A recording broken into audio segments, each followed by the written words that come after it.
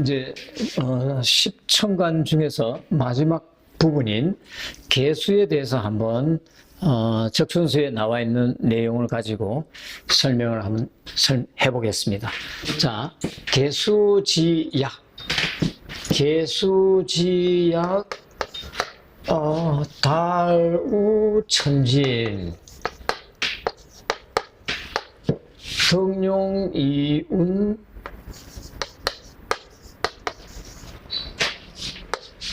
공화사신,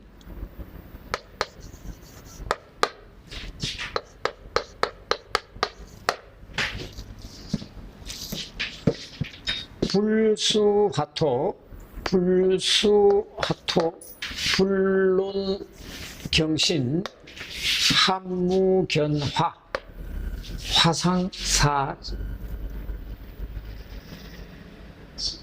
화상사진.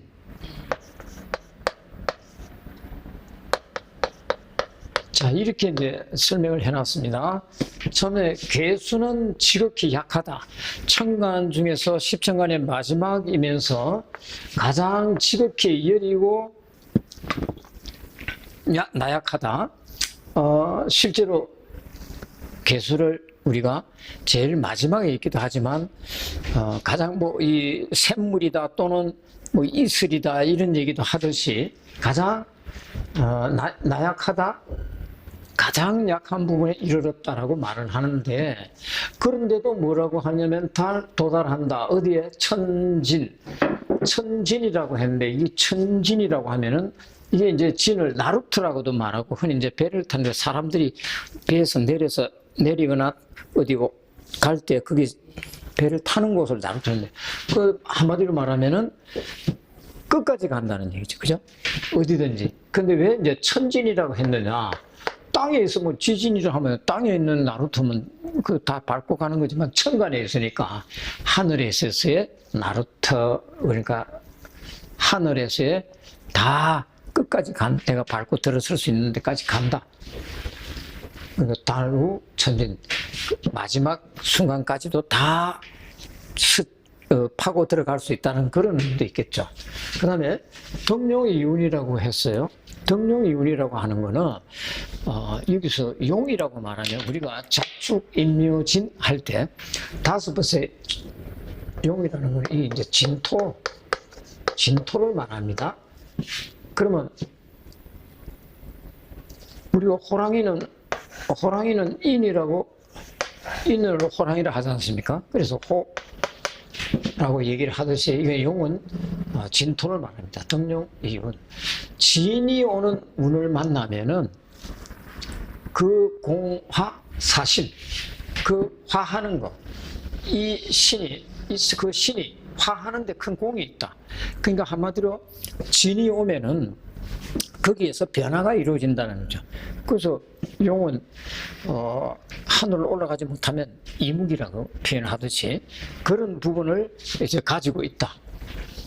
그러면은 불수화토, 걱정을 하지 않아. 뭐를? 화와 토에 대해서는.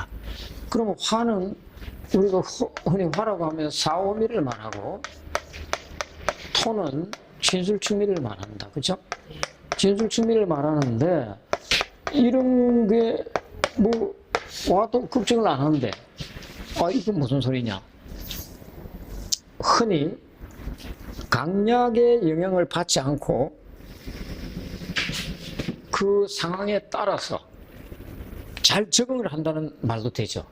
한마디로 화가 많으면 수가 화가 많고 화토가 많으면 화토를 따라가 버려요. 우리가 임수 얘기할 때 종화 그러니까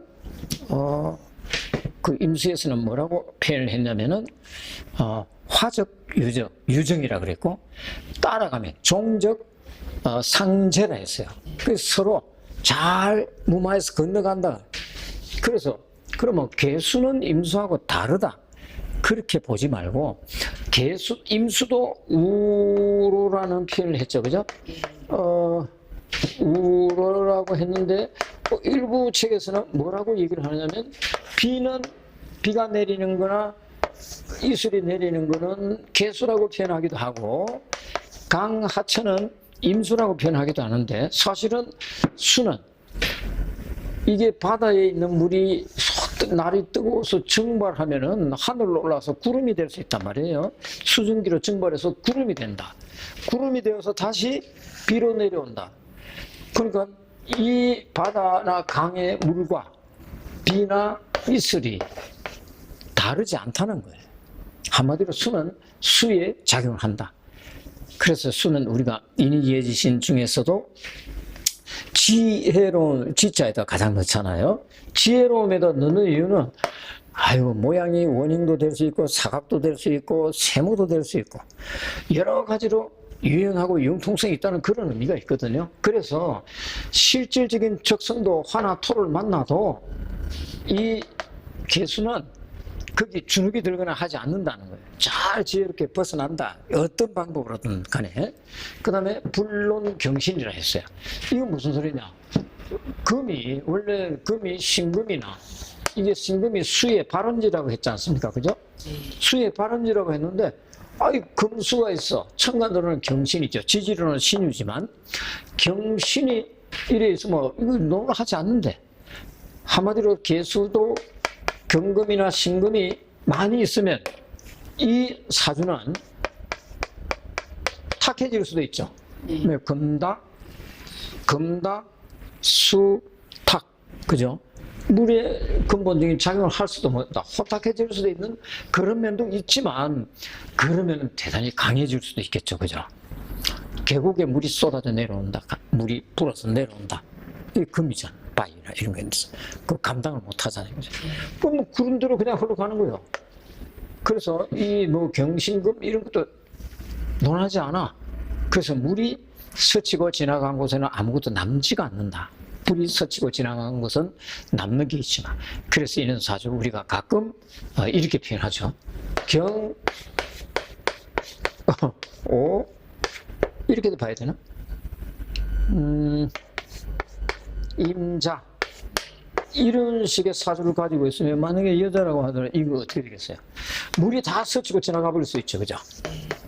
그럼 여기 이 불이 어떻게 되겠습니까? 바로 꺼지죠. 이런 사주를 예를 든다면 만약에 이게 곤명이라면 여명이라면 이게 정관이니까 이게 자기 자리에 뭘 깔고 앉아 있는 거죠? 배우자를 깔고 앉아 있죠. 그러면 이게 식상이다. 그죠? 식상. 자식이 태어나니까 어떻게 됐다? 그러죠.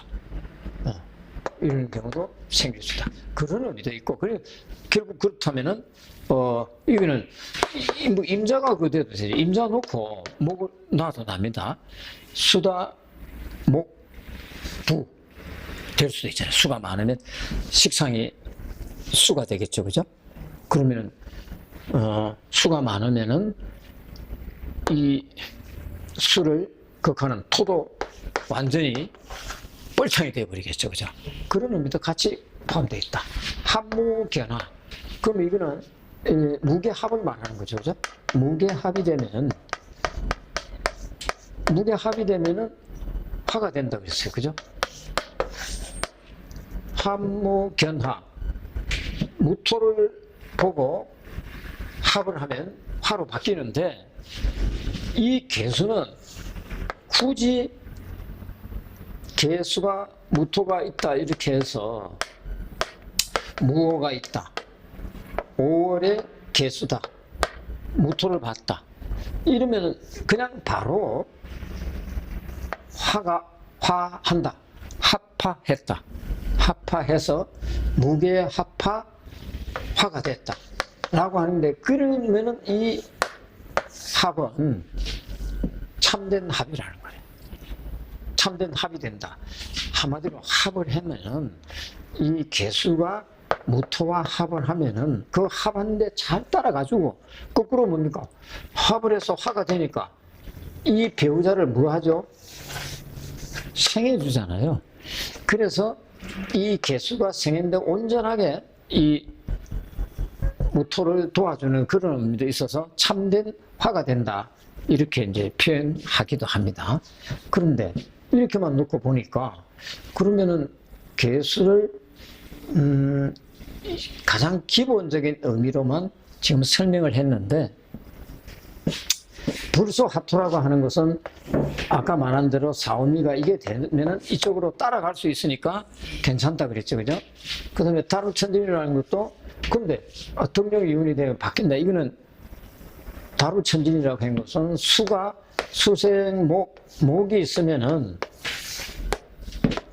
수가 목을 생해주면은 목은 화를 생해주는 것 같지만 거꾸로 수가 있으면은 화가 목을 태우지 못한다는 의미가 있어요.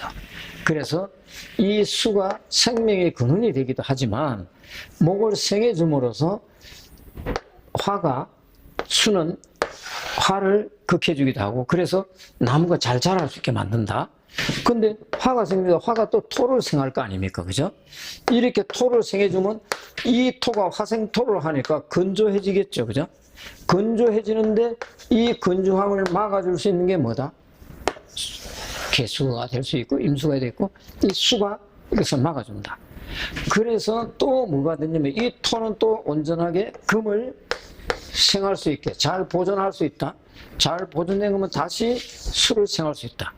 그래서 이 수는 그야말로 만물에 병들지 않게 만들기도 하고, 또 땅이 비옥하게도 만들고, 또 금이 빛나게도 만드는, 그렇게 보니까 어떻습니까? 이 수의 작용이 참 여러 가지 포함이 될 수 있다.